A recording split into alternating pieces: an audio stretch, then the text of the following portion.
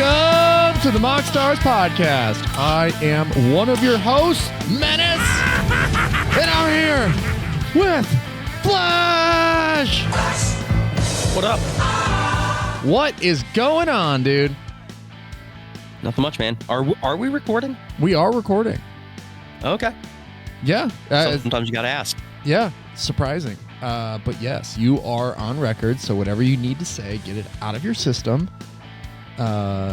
Anything? Get off your chest?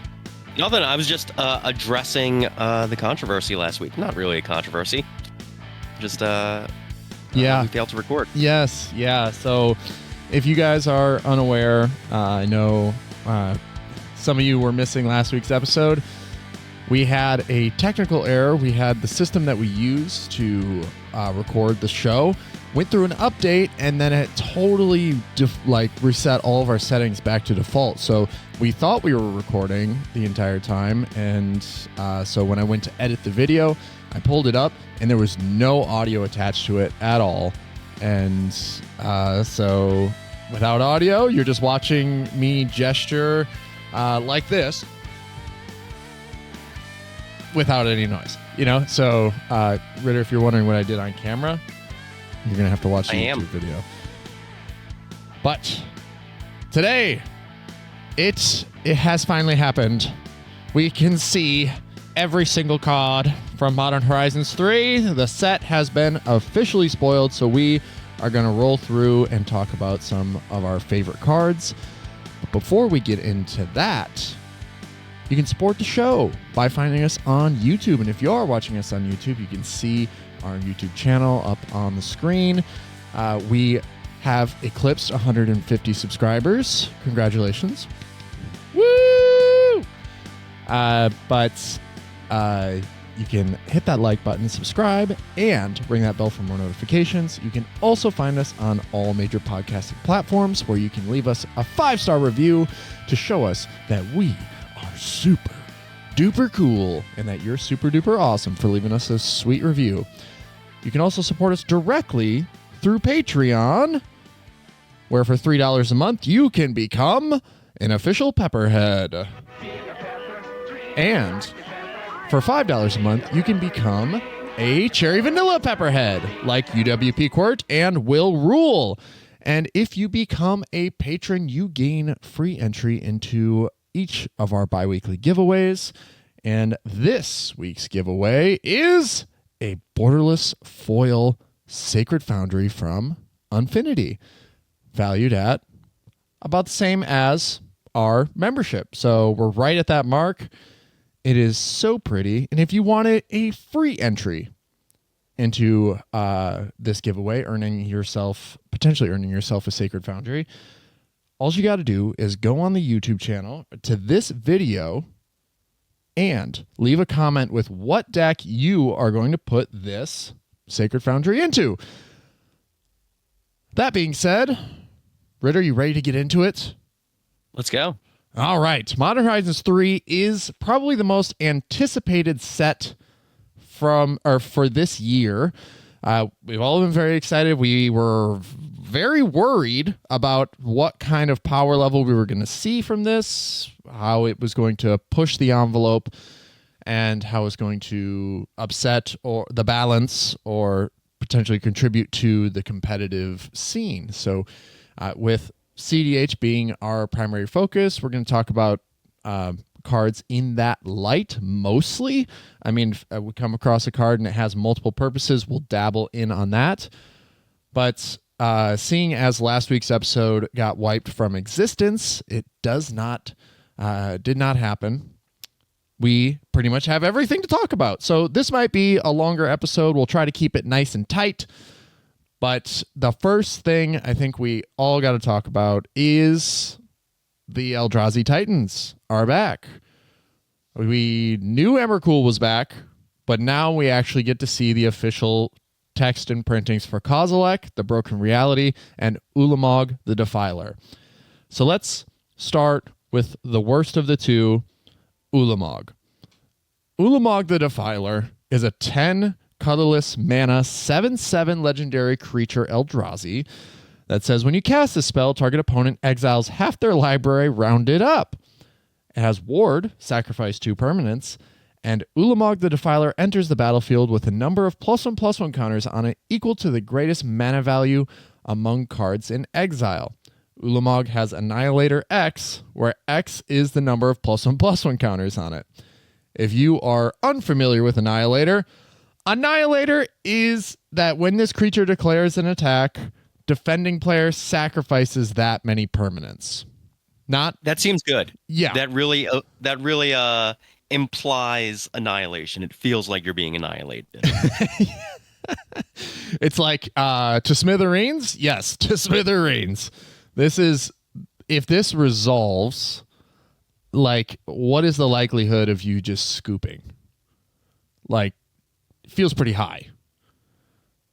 This is one of those cards that is going to be a nightmare to play against. And not only if it like resolves, yes, you just eliminated half of your one of your opponent's libraries, but if it sticks around because it has Ward sacrifice 2 permanents, so Ward Annihilator 2, you use your removal on it.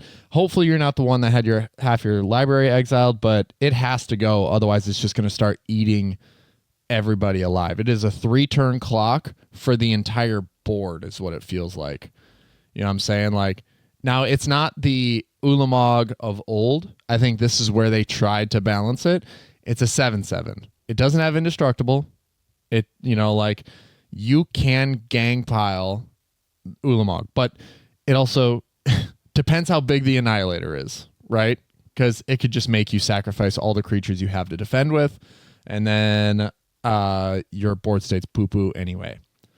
So this feels oppressive, and in all of the greatest ways possible. I don't want to play against it.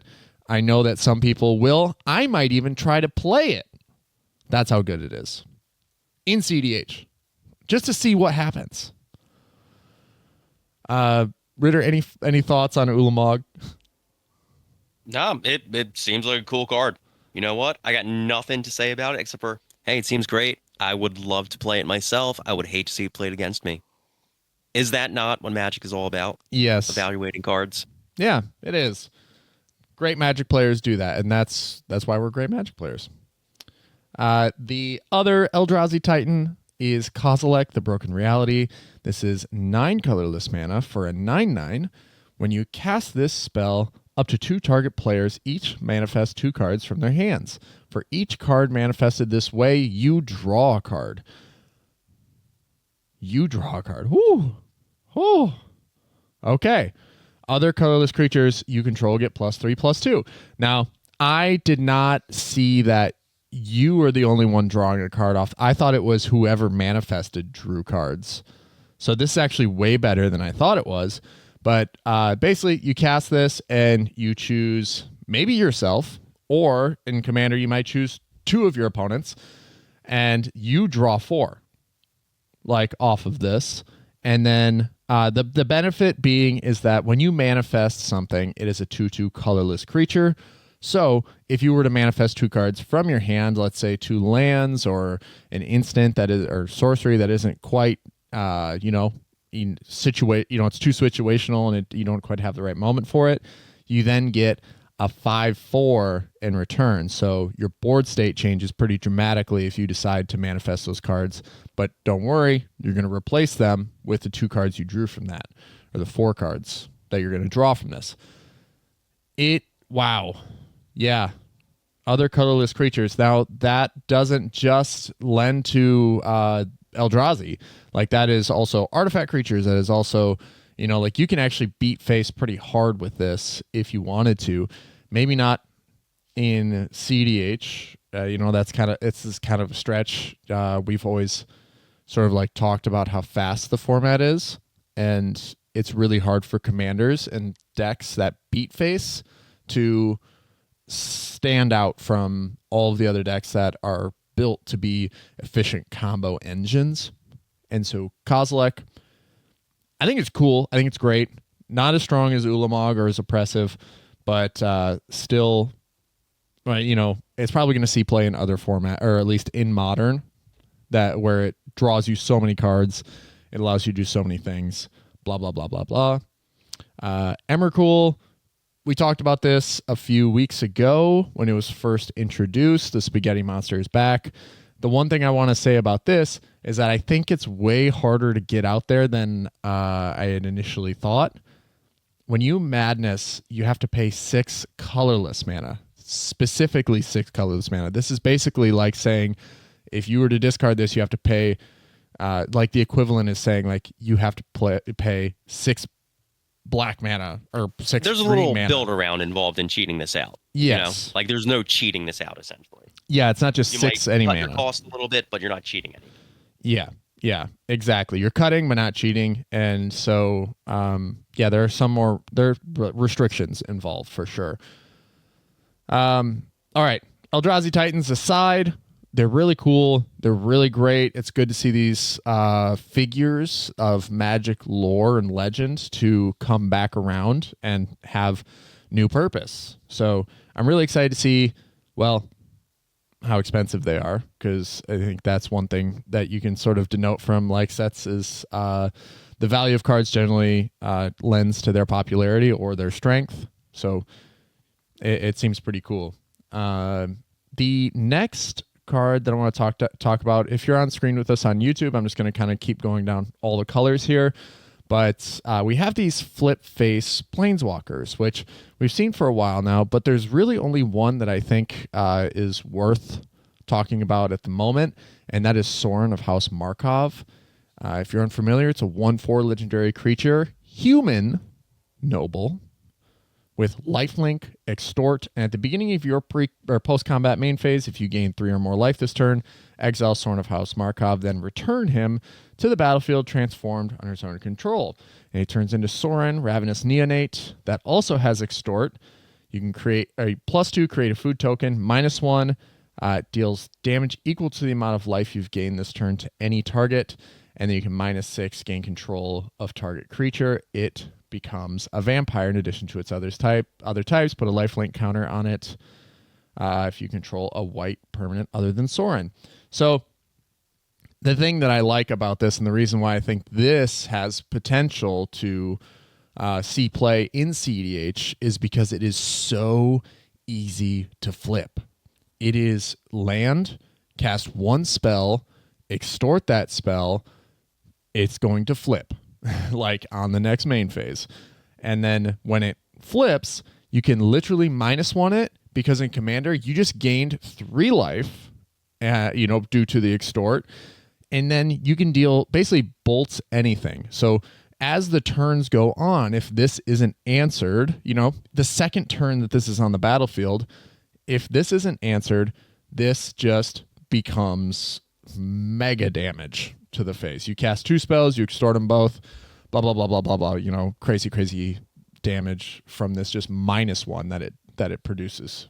So do you think this slots into like Omnix or something, or so because it's white identity, this is one of those things. No, where, you're right. Yeah. This is one of those things where the best Abzan engine that I know of is just Teom. Like, because this is 2 mana, you can Renegade Rallier this to the battlefield and, have some sort of like life gain build. This is where I really like the Samwise Gamgee like Cauldron Familiar lines to combo off with that deck and win the game. This slots right into there because it's a non-token legendary creature or non-token creature that's going to trigger Samwise and get you a food, and then you can immediately go into this. So I think it's a great utility piece for a deck like that wants a little bit more variance in the permanence that they have in their deck already. But yeah, I think the extort is also worth mentioning just because there are so many decks out there looking for infinite outlets for mana and casting. So that is what extort offers you as well. It's why I really love Blind Obedience, because it's like a stacks piece that's one-sided and then also has the upside of infinite, like winning the game essentially. So there's a lot here. there is definitely something here to be said about Sorin. I'm excited to see where it goes. It'll definitely see testing. I don't know if it's like it's not going into 5-color piles. I think that's the line I'll draw, is like saying like this doesn't see play in anything more than 3-color decks and maybe 2 colors, but what deck are you building to make that happen? So it's good. Needs the right build. I think a lot of these cards you can say that, which is a testament to how well built the set feels. So going on down, the next card I want to talk about, which I think is perfect for a player like me who loves enchantments. Flash, have you seen... You love enchantments. There's so many good enchantments in this set. Yes. Powerful enchantments. Yes, and like I've been waiting for like to see more bestow and like to see more enchantment support. Like this is my time. Like I'm here to shine, baby. And this next one, Birthing Ritual, seems amazing. For 1 in a green, you get an enchantment that says, at the beginning of your end step, if you control a creature, look at the top 7 cards of your library. Then you may sacrifice a creature. If you do, you may put a creature card with mana value X or less from among those cards onto the battlefield, where X is 1 plus the sacrificed creature's mana value. Put the rest on the bottom of your library in a random order. That text is good. What are you thinking? What are your lines here, man? I know you're going off in your mind. Well, the thing that people like Birthing Pod for is the ability to Felidar, go for that Kiki Jiki Felidar Guardian so that you can exile the Birthing Pod, have it come back down, and then just reactivate it and then continue the loop. Now, I see this as like value, but the number one thing that I see is that you get immediate value from this. So you go into your end step. Usually when you drop something like this, you have to wait till your upkeep. And I think that Wizards of the Coast is finally learning that, like, hey, Sylvan Library is actually not that good anymore because... I mean, CDH players for years have been saying it's not that good anymore. Yeah, it's a huge cost, and it's great to see, like, them basically acknowledge that and say, like, yeah, waiting the entire turn cycle, because this is, regardless of whether or not you're a Modern player or a Commander player or whatever, this is a Commander set that contributes to Modern. And like they're basically saying that you can't wait a full turn cycle. You need immediate value. And so, yes, you'll have to wait till your end step, but you're going to get a free Birthing Pod trigger. Essentially, you get to look at the top 7. But I think there's just really great value to be had with Birthing Ritual that's worth taking the chance, where you get to look and see like what's on the top 7 and then decide at that point. So it isn't just like a full commitment right away, and there's flexibility with the whole thing. You can also scry things to the bottom. It's basically scry 7, and then you could have put this text. You could have put scry 7 and then reveal the top card of your library, and put that creature onto the battlefield. That's kind of what it feels like. I mean, it's a good effect at a good rate. Yes. You feel great about it. Yeah, I feel like I feel like it has more upside than Sylvan Library does. Even though Sylvan Library says draw a card or draw 3 cards or whatever, Birthing Ritual provides the immediate value that you need to see at a CDH table in order for it to be relevant. And if you're considering Enchantress builds or whatever, the like the cast matters, the effect it gives you matters. Like that's the big thing with Enchantress builds, is that you need to set the tempo, and this makes sure you don't miss a beat. You still get the effect of like a Birthing Pod without missing a beat. You still are maintaining your tempo and continue to move forward, because you can get a pretty nasty stacks piece off of this if you're lucky enough. That's kind of where I see it, is like I can just turn that dork that I use to cast this into a Thalia, or turn it into something like that. So we'll see how it plays out. I'm definitely going to be testing that. That's one of those cards that I have my eye on.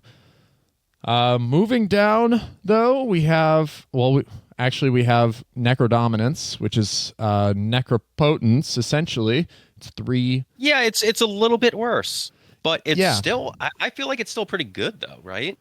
yeah. I think there's enough nuance.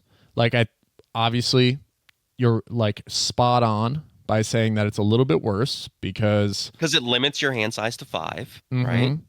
Yep. But at the same time, like, listen, man, if you need more than 5 cards from your Necropotence pile, like, what are you even doing? Yeah, this is so like I guess the big thing with like Necropotence that there's like weird rulings because it's an older card, like weird rulings around like this is why like Zur was so good with like Shimmermere and like with Born Upon a Wind and stuff like that is because there's weird rulings that allow you to get through silence effects because of Necropotence sort of how it works, where you just pay all this life, you go into it, and then at the end of your turn is when you get those cards, and then you go back into the cleanup step after you get those cards, and then it cycles through this like cleanup step cycle that allows you to get past like to get through silence, get through Ranger Captain of Eos. It's a weird, really weird line of text, but Necrodominance limits that by saying you get a trigger at the beginning of your end step and you can pay any amount of life, and then you draw that many cards. And that's another significant line of text. Drawing the cards in a Bowmasters format is dangerous. So, if a card or token would be put into your graveyard from anywhere, exile it. I'm not sure how relevant that line of text is, but if there's one thing that you've proven to me over the years is that every line of text is relevant. It's all going to come up at some point, right? Yeah, it'll all come back around. So it's one of those things where I think this becomes a backup Necropotence that if you run Yeah, exactly. I think I would. There's no scenario where I'm running one without the other. Like they're both excellent effects, and I probably want both, right? Yeah, I think you do. Like I think most people do. Like unless you're literally playing Zur, where you have the ability to tutor one or the other onto the battlefield, you're probably just going to go for Necropotence. And so, yeah, if you're not playing Zur and you still want that Necropotence effect, it is probably worth it to play both. All right. The next card, which is just revealed yesterday, this one is great, and I'm excited to hear your thoughts on it too. It's called Ugin's Binding. So, oh yeah, that's great. That, and I feel like that is a real good card. That's very versatile, right? That's it's going to go in a lot of decks. Yeah, it's crazy good. Do you want to read it? You can. All right. Ugin's Binding. 2 and a blue, instant. It is devoid, so it is technically colorless.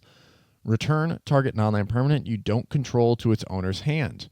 Whenever you cast a colorless spell with mana value 7 or greater, you may exile Ugin's Binding from your graveyard. When you do, return each non-land permanent you don't control to its owner's hand. The top comment on Mythic Spoiler is bad Cyclonic Rift is good. Yeah.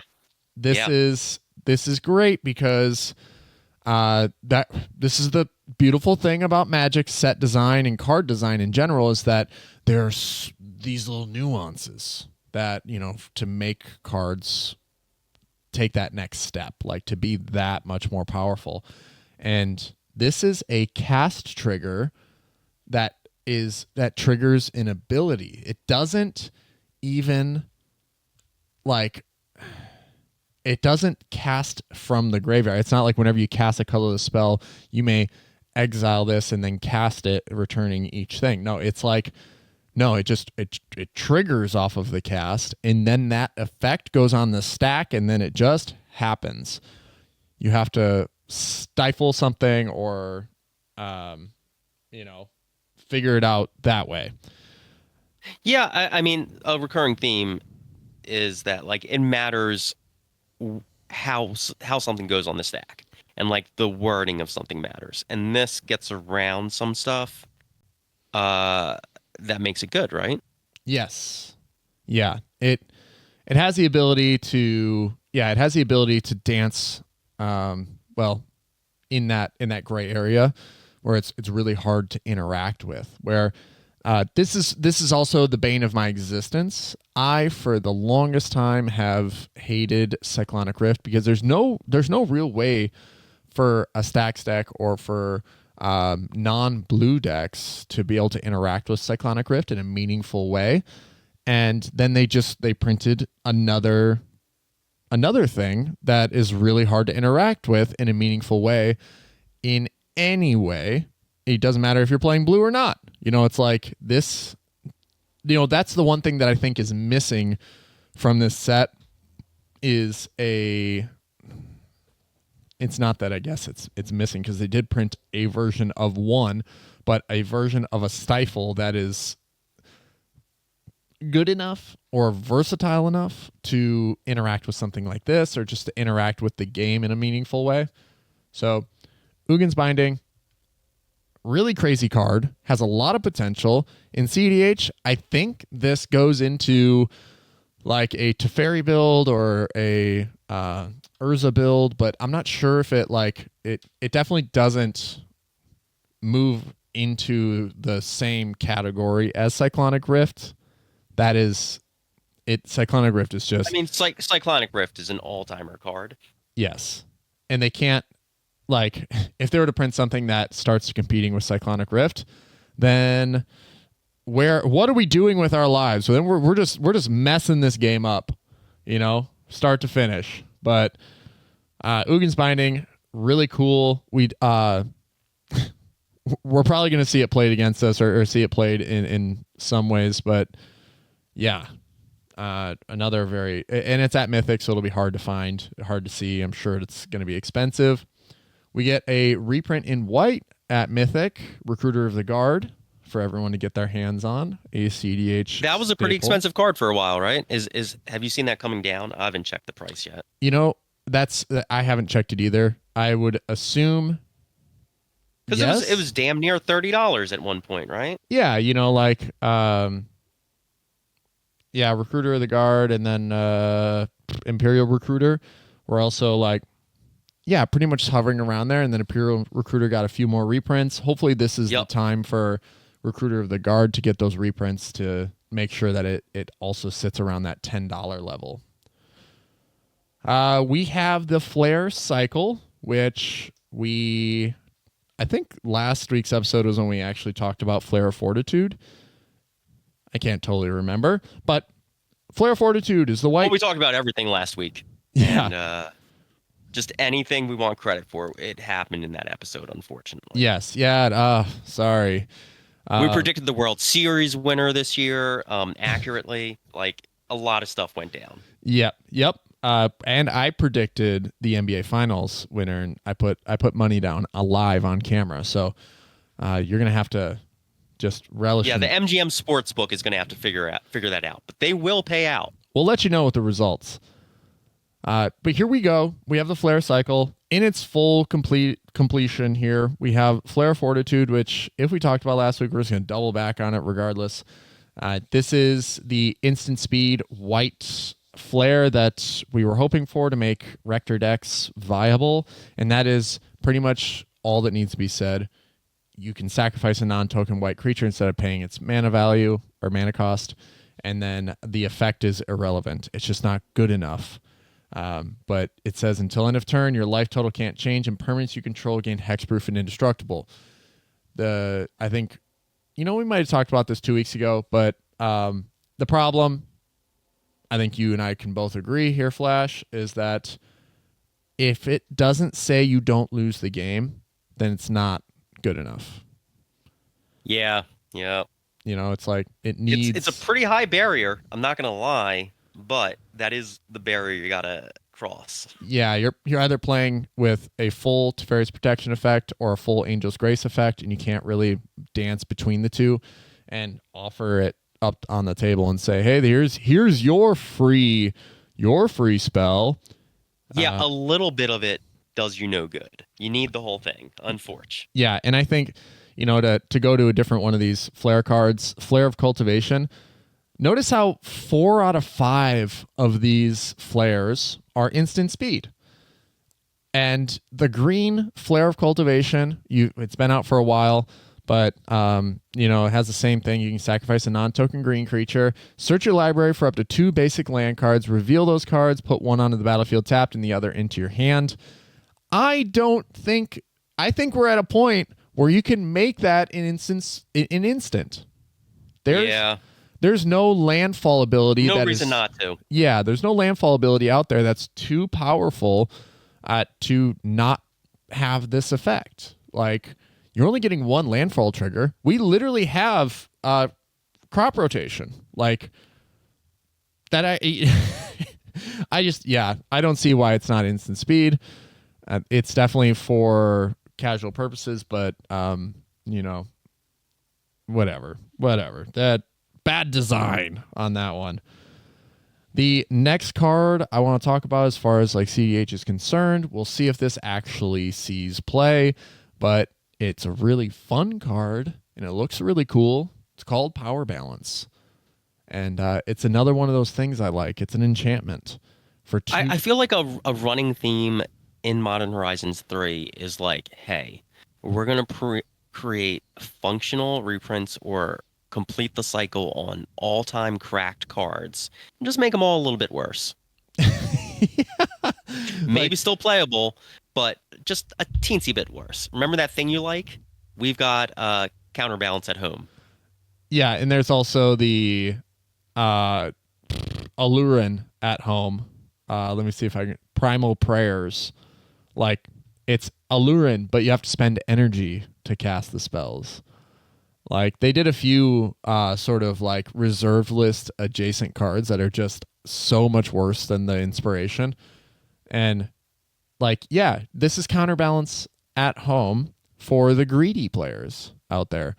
If you're greedy, like me, you're going to want to play this card because it's an enchantment that says whenever an opponent casts a spell, you may reveal the top card of your library. If you do, you may cast that spell without paying its mana cost if the 2 spells have the same mana value. This is really cool. This is great with top deck tutors. This is really, it is situational, obviously, but the one thing that we can say about CDH is that these decks are refined. There's a certain like pool of cards that collectively we deem as acceptable, or like that are powerful enough. So you can make an assumption. This is why Talion was so good, is because you can confidently name 2. And while it does have a larger like scope where it says creatures with power or toughness 2 also trigger this ability, but you can confidently name 2 and hit multiple like 2 mana value cards in the course of a turn cycle to continue drawing cards. So the odds of casting a Power Balance and then revealing something that matches in mana value to something or somebody else's deck is not 0, and it's not less than 10%. It's like, it's for what it does. It's between 1 and 9.9%. Is what you're saying. It seems, it seems like there is a higher likelihood if you're playing at the highest level of power to be able to get at least 1 free spell off of this. Like, it is such a fun card and it's such a unique card. Well, unique in the way that it's very similar to Counterbalance, but that can, if you're playing Power Balance and you're in blue, you can also probably play or you're playing Power Balance, you can also probably play Counterbalance and then tech in a Sensei's Divining Top. And then all of a sudden, top deck tutors, things become a little bit more viable just for that off chance, you have that ability to roll into something like that. Like, this allows you to cast, if you can top deck tutor Ad Nause to the top when someone goes for Force of Will or something like that, like, sweet. That is a free Ad Nause right on top. So, like, there are definitely some There's explosive potential here. It's a really fun card. We'll be watching it. We'll be watching its career with great interest. There are even a few more cards. Volatile Storm Drake is Gilded Drake. That's actually not as bad. Like, I think that's one of those reserve list adjacent cards that's it has enough nuance to where it might actually be just as good, and we don't know it yet. This is last week. You asked me if I was speccing on any cards, and this was one of my candidates for speccing on. Right now, the pre-sale value is about $15, but I think that once this set is opened, we're gonna see what the true value of that like Gilded Drake effect is. How playable is it? I think it's super good, man. I gotta be honest. Like, again, Gilded Drake, all-time cracked card. Yeah. This card, a little bit worse, but still super playable. This is like on the high end of this and Necro Dominance. I feel like on the high end of playability for, like, you know, imitating the all-timer CDH cards. Yeah, but it's like it has upside too. It has one less toughness, but it has hexproof from activated and triggered abilities. So there is, you know, maybe something there, but then it also allows you to, it gives you the energy, and then you can pay energy equal to the mana value of the thing you've stolen in order to keep it, or you can steal something that's way bigger and then you just kill it. You basically give them a 3/2, and then you can just kill whatever you steal. So it has, you know, like, I guess, upside. Upside, downside, however you want to see it. But it tries to give you enough resources to be able to pay for the thing you stole. But I'm not sure how many commanders you'd be able to take off this and justifiably get, like, man, yeah. I'm trying to like make a case for it. But yeah, you're probably right. It's just a little bit worse than Gilded Drake. We get a reprint of Keurig, which is a great CDH commander. So all of you people out there who've been itching to play it, it hasn't been an expensive card for a while, but you'll get your hands on it. There's a card that is not CDH viable that I wanted to mention. It's Eldrazi Linebreaker. Have you seen this yet? It is the one colorless and red. I'm going to look at it now. Yeah, it's a 3/3 devoid trample that at the beginning of combat on your turn, target creature you control gains haste and gets +X/+O until end of turn, where X is the number of Eldrazi you control. So I saw, like, when this was spoiled, a lot of speculation in Modern about how this is basically mono red's time. You know, like, they were speculating and saying that there were ways to get this out on turn 3 to swing for 10 damage. Like, with just this.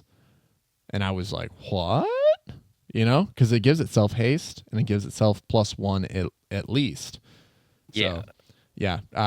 So not CDH, but possibly a Modern thing could happen with this? Yeah. Okay. Yeah, there were a lot of realistic scenarios that when you play Modern or you play 60 cards constructed, that the consistency could lead to you hitting with a 10/3 trample haste. The turn it comes down, like, pretty reliably early in the game. So cool to see that. Oh, goodness. We could talk about this set all day, I'm sure. There are, like we said, there are a lot of mechanics coming back, rotating back around, which is exactly what I love to see. You're reinforcing mechanics that you had put in place. You're not just creating all these new outside elements. We get a new green mana dork called Fanatic of Ronus that taps for a green mana. It's a 1/4, but then it says you can tap it for 4 green mana, activate only if you control a creature with power 4 or greater. This is a Thrasios activation on a creature. You know, it's like, that's a lot of the reason why I think Bloom Tender is so good in, like, Thrasios Tymna or Thrasios, you know, in 4-color Thrasios decks, is because it allows you to tap for an activation.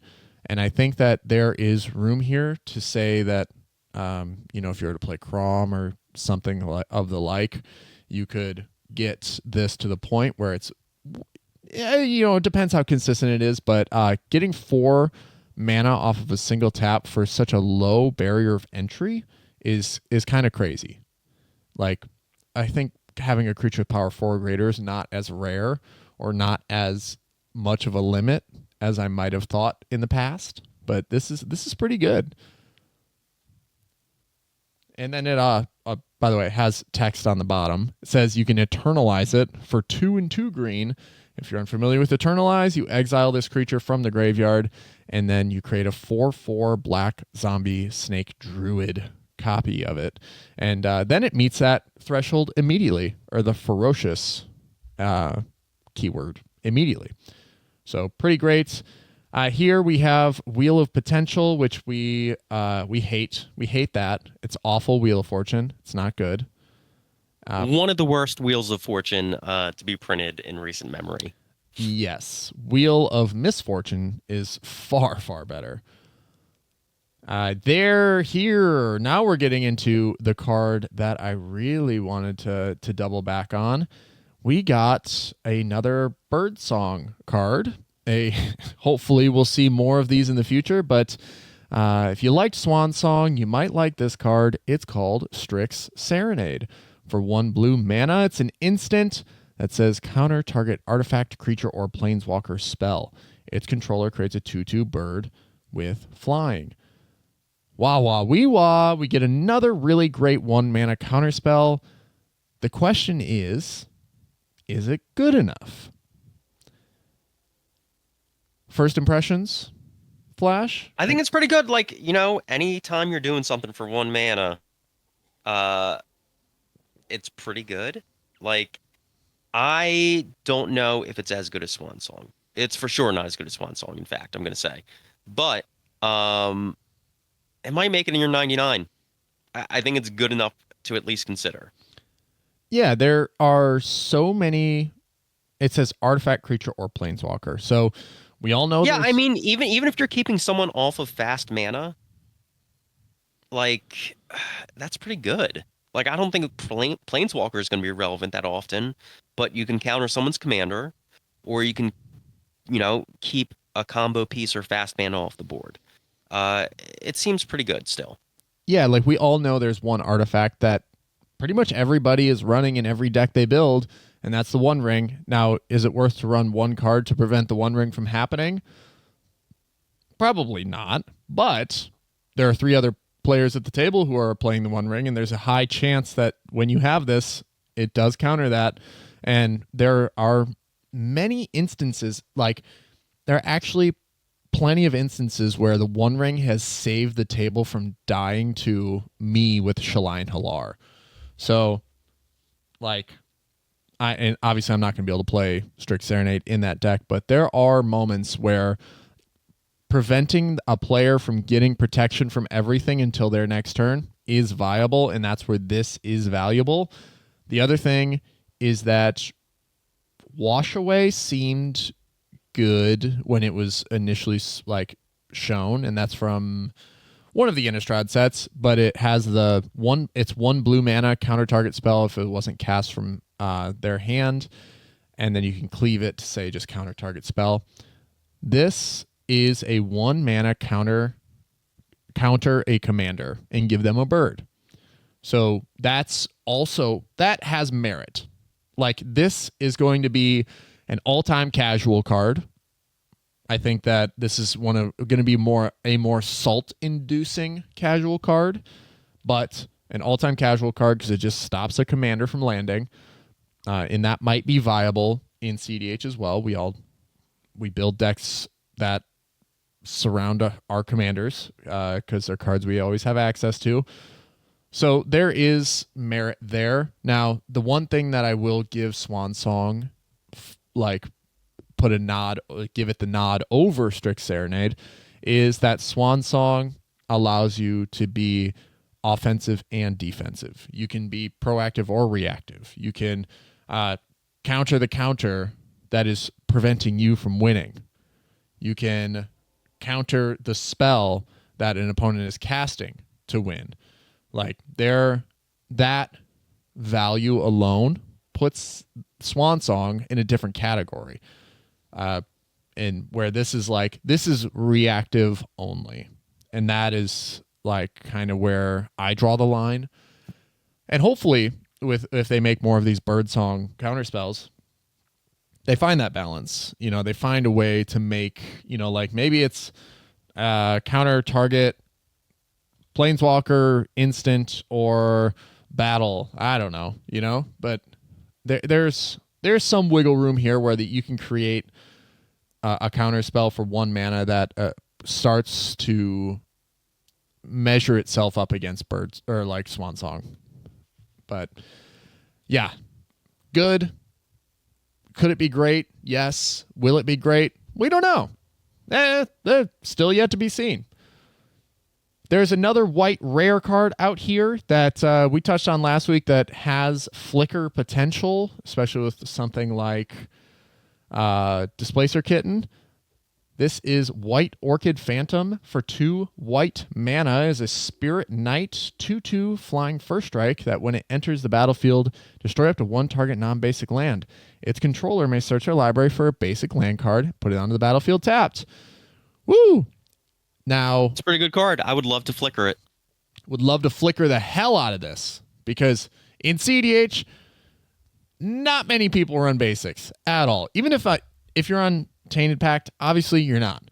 But even if you're not on Tainted Pact, there's so few decks that actually run basics because the color flexibility that you need in order to get where you need to go, like, it is all about percentages. It is all about chance. And so if you land this and blast someone's, I don't know, tropical island, there's a good chance that they just don't have anything to search or tutor for.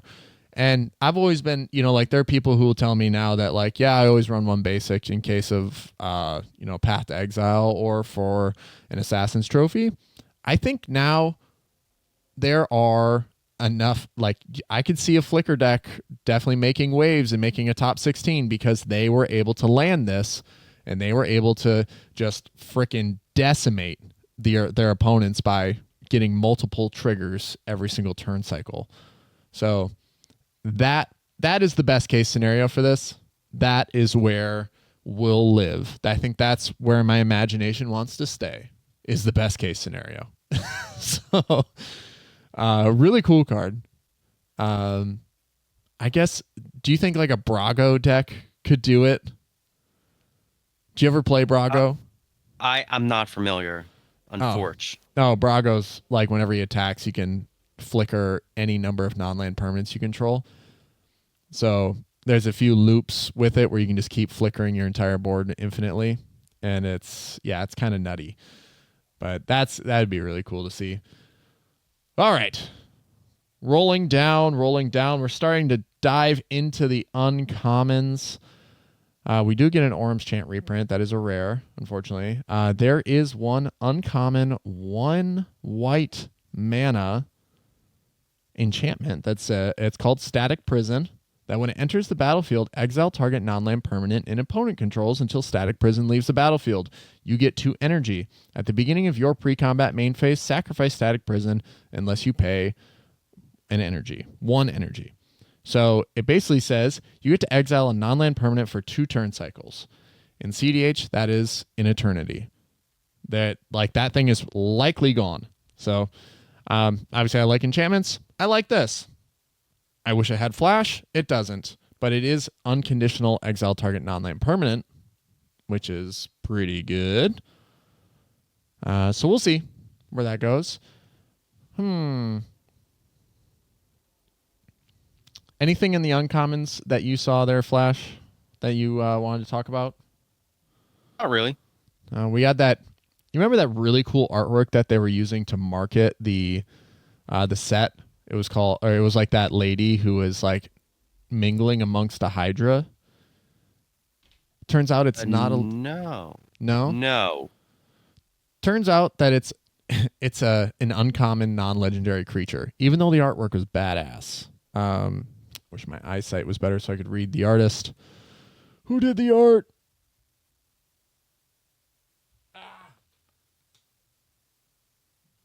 Ren Panagast. You are an awesome artist. But yeah, super unfortunate they didn't use that stuff for something more cool, to just do something cooler. Ooh, there is one uncommon I want to talk about, and it is something new. I just saw it the other day. It's called Metastatic Evangel. Yeah. It is a 1 in a white Phyrexian human cleric. That's a 3/1 that says whenever another non-token creature enters the battlefield under your control, proliferate. Whew. That is potentially a very powerful effect.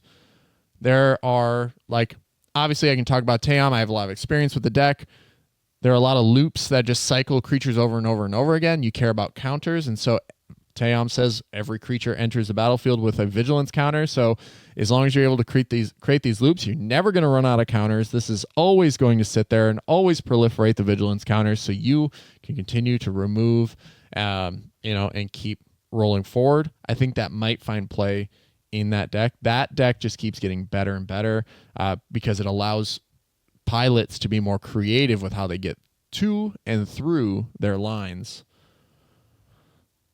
Rolling down. We did see all of these double face MDFC lands, these uncommons. We talked about Sink into Stupor, which is probably the best out of all of them, at least for the monocolored ones. The back side of the monocolored cards also have basically something we'd only ever seen on Zendikar, from Zendikar Rising, but it is a land that can enter the battlefield untapped unless you pay, or untapped if you pay 3 life.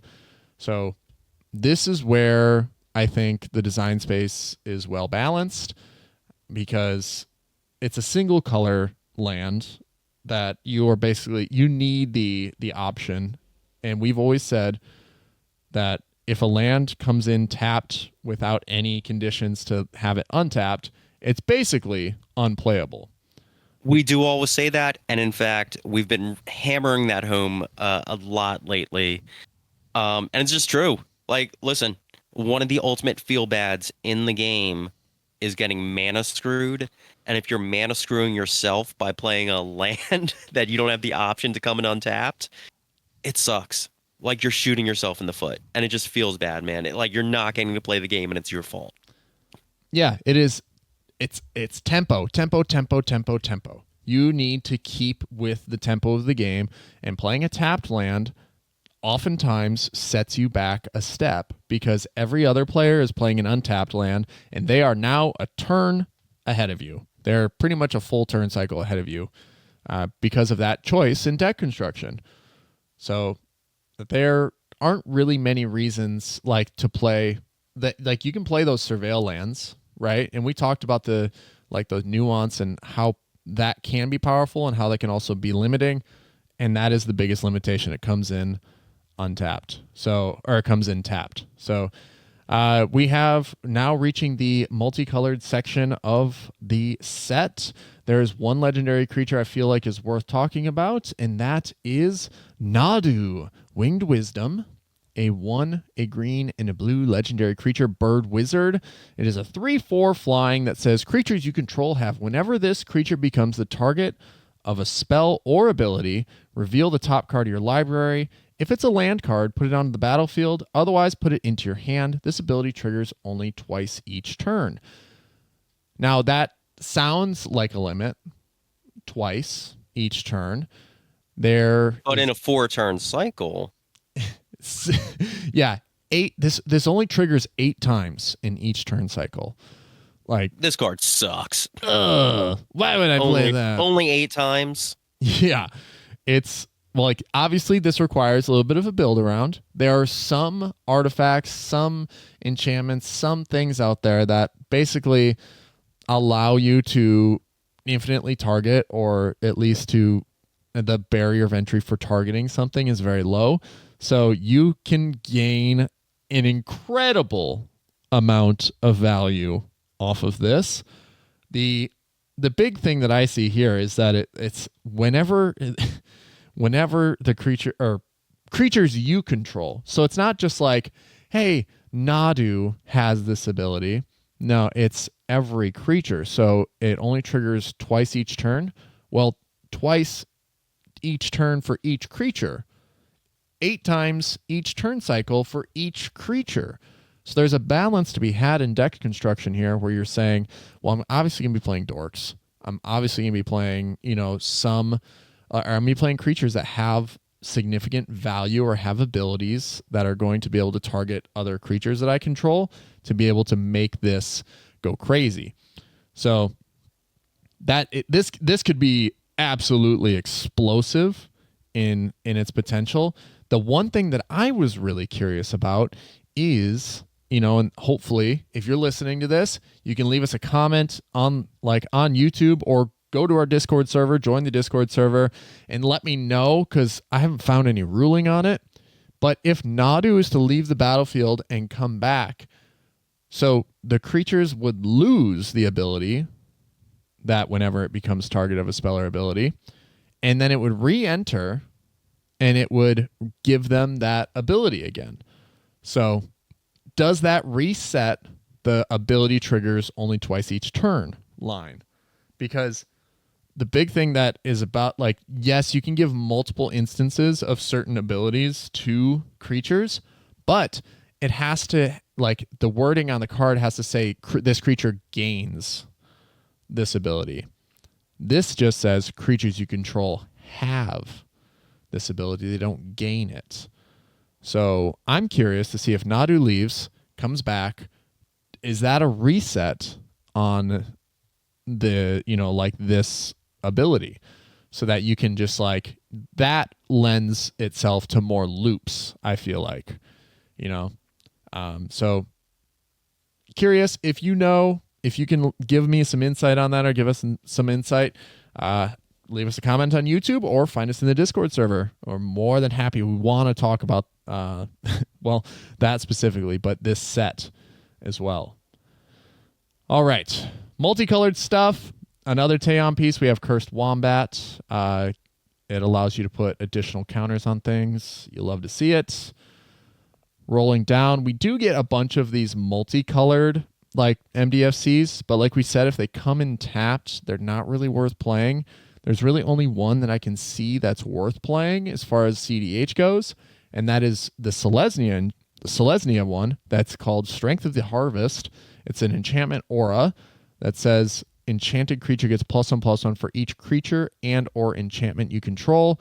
The reason that I feel like this is playable is just because of Elevir, where these stacks tempo builds. This actually leans right into that. It lends to Elevir's ability to draw you more cards, and you get a little bit more greater Oromancy becomes more valuable, because then you can actually enchant Elevir and then give it Shroud. So there's definitely something to be had there for that. But the rest of them, not really worth it. Not in my opinion.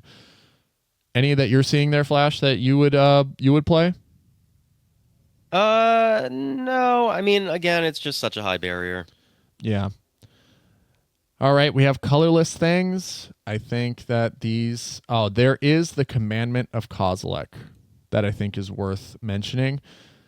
If you are able to generate colorless mana in a meaningful way or consistently enough, Kozilek's Command might be right up your alley. It is a Eldrazi instant that is for X and 2 colorless. You get to choose 2. Target player creates X01 colorless Eldrazi spawn that allow you to sacrifice it for colorless mana. Target player scries X, then draws a card. Exile target creature with mana value equal to X or less. Exile up to X target cards from graveyards. This is an instant, so there are definitely things to get excited about here. The thing that I really like is that it can stop a Thoracle from winning the game just by forcing that player. It's a forced draw for that player at instant speed. It also allows you to just, sit on your back foot and tempo the game out. So you can just straight up, sit on, 6 mana and then just drop this and create a bunch of Eldrazi spawn, maybe exile some cards from graveyards. That's another thing I like about it. Instant speed interacts with Underworld Breach and those lines. So there is merit to this card. The barrier is the specific colorless mana. So we'll see. It's one of those ones I'm very wishy-washy on, just because that barrier has proven to be high in the past, but we know we're getting new lands like the Ugin thing and whatnot. So we'll see. There are some artifacts here that are worth mentioning, one more than the rest, and that is Vexing Bauble.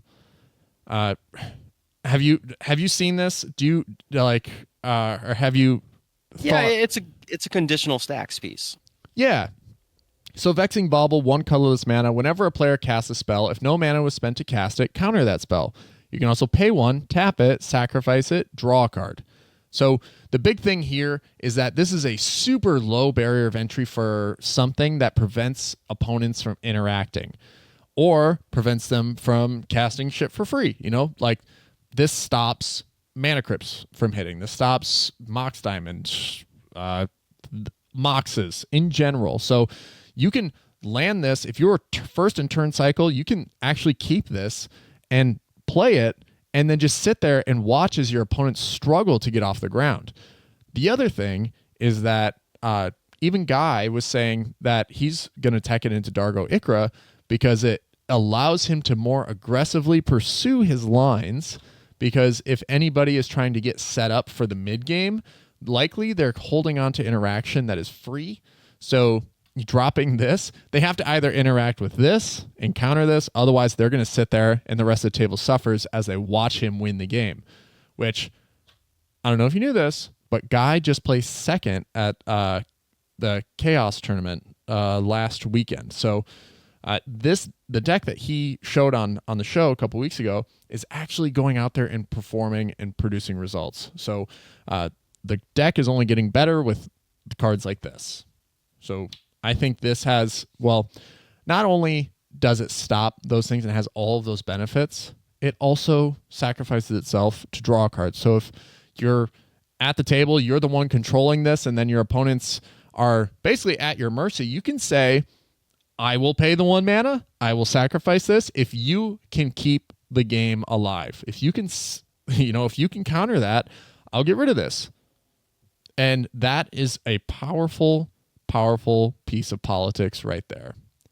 So I'll probably play this in stacks builds just to keep people off of interacting with my Shalai Halar or interacting with, like that combo with the Red Terror. So is it good enough? I don't know. I think it's really good, and we'll see play in CDH. Is it good for my style of play? I don't know. We'll see. But Winter Moon is also an artifact we talked about in the past. Really great stuff. We get Phyrexian Tower reprint into Modern. How excited are you about that? The normal amount of excited. I haven't played Modern in years. Oh, well. But I can imagine what it would be like. Oh, the imagination. The image is beautiful. We get the Fetchland reprints. Let's see. We do have a lot of stuff that maybe we'll double back and talk about a lot of these cards that are coming out in the Commander decks if they warrant talking about. There's just a lot of stuff in this whole set. I really like what's going on here. I think the set design is actually pretty great because it doesn't seem... I don't know, like right away I'm having trouble picking out the things that, like Ragavan was easy to like point at and say, that's a problem, and in this set I'm having trouble picking out the thing that, is the problem right away. So I think this, as far as Commander goes, feels like a healthy addition, like to what we have going on. And if you're on screen with us on YouTube, you can see that there's all these old Border reprints. We are getting some reprints of some Modern Horizons 2 stuff like Esper Sentinel and Solitude, and some really cool stuff. We also get a Flusterstorm reprint, but you'll have a chance to get your hands on stuff like that. Go out, support your local, or go support your LGS. Go sign up for a pre-release. There's a Ragavan reprint, Fury reprint. There is Meltdown, which is just an X and a red sorcery that says destroy each artifact with mana value X or less. So a artifact board wipe for 1 red mana. You can wipe the board of its free fast mana. But yeah, I think that's about it. I'm pretty tapped out on this. I'm excited for it though. I really am. I'm trying to get to as many pre-release events as I can. But yeah, these Modern Horizon sets have kind of become the premier Magic sets. Totally. They're new cards that are powerful and enticing to the experienced player. Like, if you understand the mechanics of the game, this is the set for you. This is the one you really want to double down to and go check out. It's so weird to say that because like we're just introducing new players to shit like that happens in like Lost Caverns of Ixalan, where it's like, hey, do you want to descend? Do you even know what that is, kid? Well, you're gonna have to learn real freaking quick. But yeah, this is Modern Horizons 3. Super, super exciting. Really great stuff. That's all I got to say. I have no bad things to say about it yet. Until I get beat by something that I didn't see coming, then I'll complain after the fact. Those are my thoughts. I think that's about it for us. I think we can wrap it up. Yeah, I have no additional comments on this set. Sweet deal. All right. This has been another wonderful, wonderful episode of the MoxStars podcast. Thank you so much for listening. If you are this far into the show and you are not subscribed to us on YouTube, what are you doing? Get on there. Hit that thumbs up, subscribe, and ring that bell for notifications as new episodes come out. Also, go onto your podcast platform of choice and leave us a 5-star review and make us look super duper cool. The other things you can do to support the show, you can join our Discord server and dabble in the conversation that we're having about all of these cards and what builds we're putting together with them, how they're changing and warping our lists. You can also support us directly on Patreon. For $3 a month, you can become an official Pepperhead. You can also become a Cherry Vanilla Pepperhead like UWP Quart and Will Rule for $5 a month. And you'll get free entry into each of our bi-weekly giveaways. And this week's giveaway, again, is the Borderless Foil Sacred Foundry from Unfinity. And if you'd like a free entry into this giveaway, just go onto the YouTube video, this one specifically, and leave a comment with what deck you would put this Sacred Foundry into. And that's about it. Thank you so much for listening to MoxStars Podcast. We'll see you soon. Bye-bye. Bye.